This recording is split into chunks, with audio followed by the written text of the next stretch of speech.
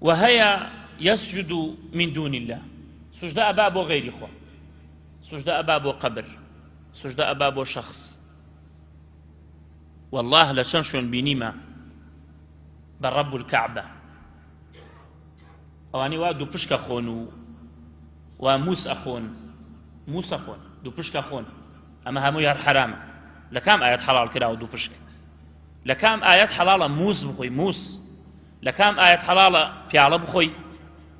لكام آيات حلال كقلوب بخوي بالرب الكعبة بياني عرق يخواردو شاهدم لسرم خصية بياني عرق خور بمن أمدي بچاوي خوم يوارش قلوب يخوارد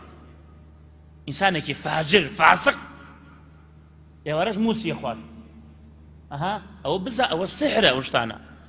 سحروا أعين الناس كابرا بردي بو باي كاتا لقم بردك أي بو خد معمل يدانا ويتر بوشي إشكي بو كسابتكي یەکێ تر چووە وڵات چوومە داوای مناڵم لێ کرد وتیدی بە گرنتی مناڵتە دەمێ پرسیارم لێ کردە وتم ئەی خۆی و مناڵی وتی نەوەڵا خۆی مناڵی و جاخی جۆرە یعنی خەڵکە بێ بۆچی خەڵک هەتا کەی لەم کەم عەقلیە بۆ خۆی ئەخەوێت یعنی ئەوانم بینیوە وەڵڵاهی کە ئەو دوو پشک و مووس و دار و بەرد ئاگرەیان خواردووە کاتێ چووە بۆ سوژدە بۆ شەیخەکەی دانیشتۆ لە تەکی ئێوە چەند جار لە سوژدەیە بۆ خوا ئەڵێن سوبحانە ڕەبی الأعلى غير سي جار سنة بري شنو تاخير بي سبحان ربي الأعلى سبحان ربي الأعلى سبحان ربي الأعلى قسم بخوا أو 20 جار بلي سبحان ربي الأعلى للسجدة شنو يمينيتو 20 جار قبلي زور يمينيتو يا كم زور يمينيتو السجدة بو بردو ولا بردم يا أمش بيدنك بو دانشتو هالسجدة طبعا الشيطان قال أويا والسجدة بو قبر بن الشيطان قال أوين يزقى هرشي بلا يبويك كأو كفر كداخل كفر بوي تواو طبعا أبي جاري دوانج ناو خوا بينيو طبعا خويا أشكرا ناكا بلي من ايوه هندي كانت نبيني مانغا برسن ببان خلوزارو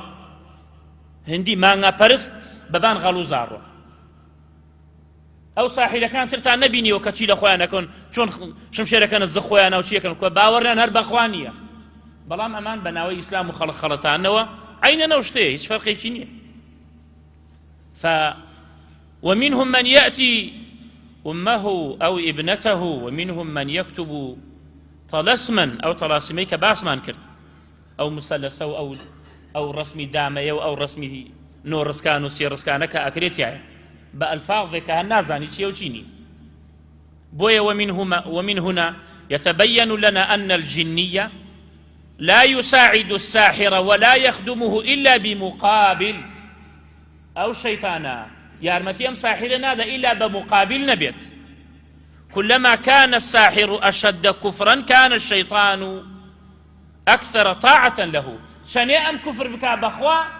أو أم نبخصيك هتا جارب لي يا الله أبي دجاب لي يا غوث فلانك زاوار